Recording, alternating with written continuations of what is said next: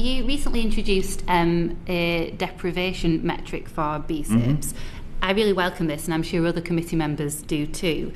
But services obviously need to be financially viable, at least they need to wash the faces. How do you balance the two, do you think? So being cognizant of deprivation, but also making sure under franchising and maybe enhanced partnerships too, the system is demand responsive. Yeah.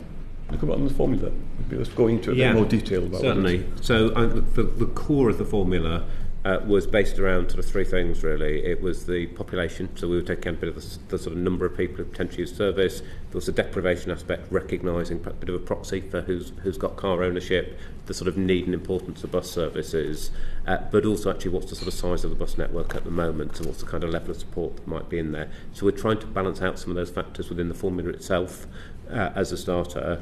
And ultimately, there is a key role for the local authorities in terms of testing the value for money. I think some of our role comes out to what the Minister was saying about sort of best practice support and expectations of actually really helping some of those choices, and perhaps less so for Greater Manchester, but in what circumstances might demand responsive transport be a better, more effective solution for connectivity than, say, a traditional fixed bus route is exactly the kind of space where we want to sort of be assisting and supporting.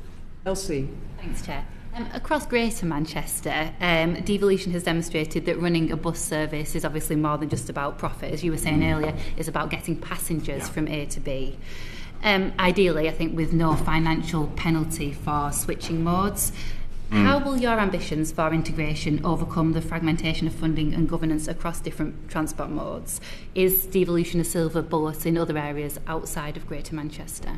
No, I don't think it's necessarily a silver bullet, but I think devolution is a really exciting opportunity, and we've seen fantastic progress in places like Greater Manchester, who obviously franchised their network already. And again, I think the bus bill gives areas more power to improve their bus services, including in new options like creating their own bus grants, for instance.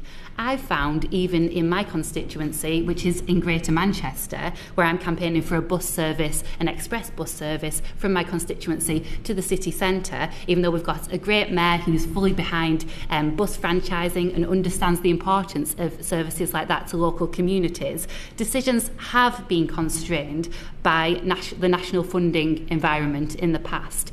What's the department doing to fix this? Fundamentally, what I want to do is to see us move away from those short-term funding models that we've seen in the past. It's created too much uncertainty, too many cliff edges, and obviously future funding, here it comes, will be a matter for the spending review. It had to get in there somewhere. And that will help us review our goal to simplify, as I said, and go further in terms of how do we simplify and consolidate some of that funding to give maximum flexibility to local areas. And we'll be exploring how we do that further as part of the spending review. I also want to, and I'm sure you share this view, want to give multi-year settlements.